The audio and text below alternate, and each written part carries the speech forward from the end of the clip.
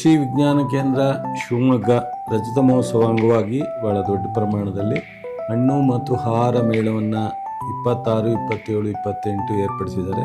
ದೇಶಿ ವಿದೇಶಿ ಹಣ್ಣುಗಳನ್ನ ಪ್ರದರ್ಶನ ಎಲ್ಲ ಮಾಡ್ತಾ ಇದ್ದಾರೆ. ಈ ಮೇಳದಲ್ಲಿ 150ಕ್ಕೂ ಹೆಚ್ಚು ಮಳಿಗೆಗಳನ್ನ ಹಾಕುವಂಥ ಒಂದು ಪ್ರಯತ್ನ ನಡೀತಾ ಇದೆ.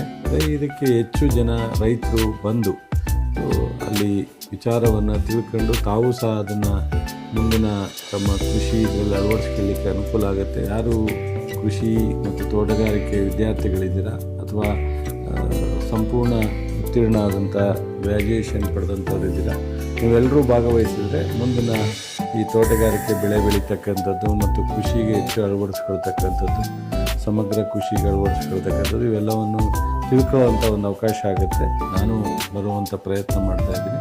ಹೆಚ್ಚಿನ ಸಂಖ್ಯೆಯಲ್ಲಿ ಈ ಮೇಳಕ್ಕೆ ಬಂದು ಈ ಮೇಳವನ್ನು ಯಶಸ್ವಿ ಮಾಡಬೇಕು ಅಂತೇಳಿ ವಿನಂತಿ.